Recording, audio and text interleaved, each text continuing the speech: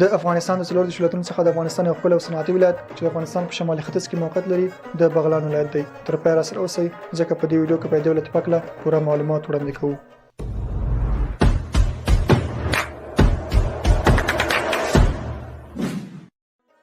د بغلان ولایت او صنعتي ولایت دی چې مخکې د بدخشان او قطغن ولایتو برخه وه او د مهم تاریخ لرونکی هم دی. خو راځئ لومړی د باره کې وغږیږو چې دغه ولایت د افغانستان کومه حصه کې موقعیت لري. د بغلان ولایت د افغانستان په شمالي ختیځ کې موقعیت لري چې 1325 کیلومتره مربع مساحت لري. د بغلان ولایت په شمال کې د پنجشیر، تخار او کندز ولایتو سره، په جنوب کې د پروان ولایت سره او په لویدیځ کې د سمنګان او بامیان ولایتو سره پوله لري. همدارنګه د دې ولایت په جنوب او ختیځ کې د هندوکش غرونه وجود لري چې لوړوالی تر 15000 مترو پورې رسیږي. د بغلان ولایت د سالنګ په واسطه د پروان ولایت څخه جدا شوی دی چې د سالنګ شمالي برخه په بغلان او جنوبي برخه د پروان په ولایت کې پرته ده. د بغلان ولایت مرکز د پولي خمري ښار دی چې ټول د 2,42,950 تنه نفوس لرونکی دی. د بغلان ولایت نوم د بغلانکو څخه اخیستل شوی دی چې د معبد تیږې ته وایي چې دغه تیږه د کوشانیانو په دوره کې ډیر د قدر وړ وه چې د لوی کنشکا لخوا د سرخ کوتل په معبد کې حک شوی وه.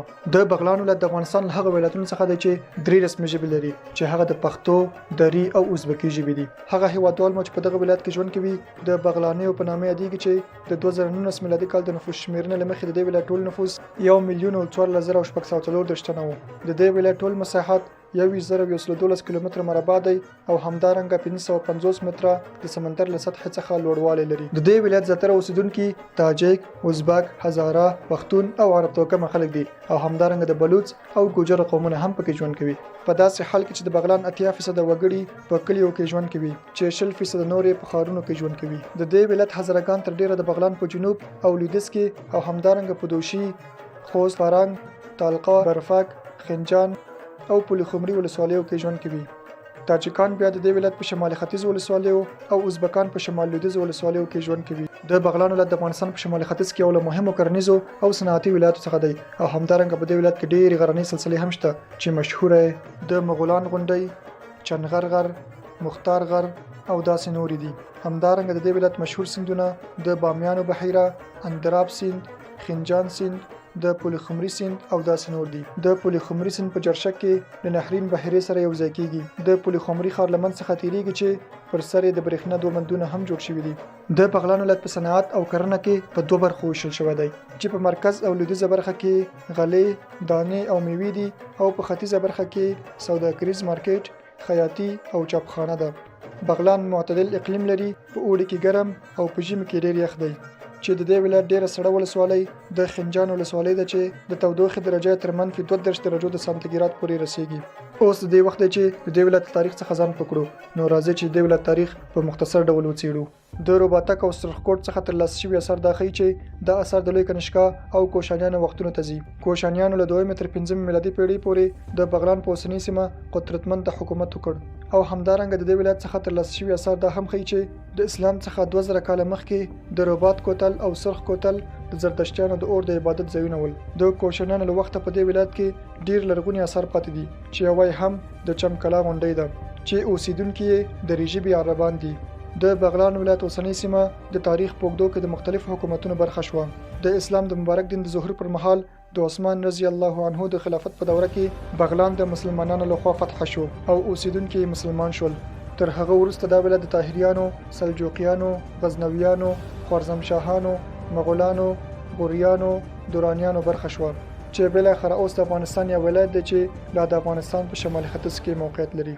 دا ولایت 3 رسمي ژبې پښتو، دری او ازبکی لري چې پکې په مختلفو لهجو خبرې کیږي لکه اما تجارای ما میتونه تا در خارج سرمایه گذاری کردن، میتونه که دولت‌های گوناگون سرمایه گذاری کنه.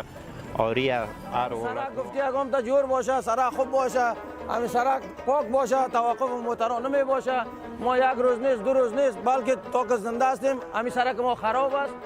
د بغلان ولایت کې مهم کرنیز محصولات هم شته چې د دې ولایت لومړني محصولات پنبه او چغندر وو. خو همدغه راز له دغه ولایت څخه ښه انګور، پسته او انار هم ترلاسه کیږي. د بغلان ولایت ورېښم هم تولیدوي او همدارنګه د قرقل پسونه هم مشهور دي. د کورکور له درې څخه د ډبرو سکاره هم استخراجېږي او همدارنګ د یو سروې په اساس د بغلان په 19.7 هکتار ځمکه کې د وریځو باغونه وجود لري چې په کال کې 3.0 ټنه وریځې تولیدوي چې په افغانستان کې دریم لوی د وریځو تولیدونکي ولایت دی. بغلاني وریځې ځانګړی خوند لري او په هیواد کې ښه شهرت لري. د بغلان ولایت نور کرنیز محصولات کچالو، پیاز، جوار او چرس دي. خوندورې او متنوع میوې هم لري لکه خټکی او هندوانه چې په دوشي او مارکیز ولسوالیو کې کرل کیږي. د بغلان ولایت 15 ولسوالۍ وشل شوی دی. دغه 15 ولسوالۍ کوم ځای کې موقعیت لري راځي چې وګورو. د پولي خمري ولسوالۍ چې د بغلان مرکز هم دی او همدارنګه د اندراب ولسوالۍ، د نهرین ولسوالۍ، د بغلان جدید ولسوالۍ، د پولي حصار ولسوالۍ، د تالاو برفک ولسوالۍ، د جلګه ولسوالۍ، د خنجان ولسوالۍ، د خوست و فرنګ ولسوالۍ، د دوشي ولسوالۍ، د دهانای غوري ولسوالۍ، د دیسلا ولسوالۍ، د فرنګ و غارو ولسوالۍ، د ګزرګاه نور ولسوالۍ او د بورګا ولسوالۍ ګانې دي.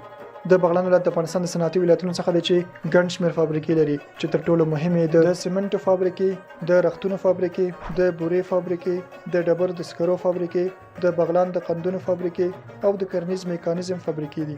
راځي چې یو څو هغه فابریکونه مونږ واخلو چې په بغلان کې فعالیت لري. د افغانستان د نساجۍ فابریکه چې په پلي خمري کې موقعیت لري او د خالصو نخي تیږو بافلو لویه فابریکه ده.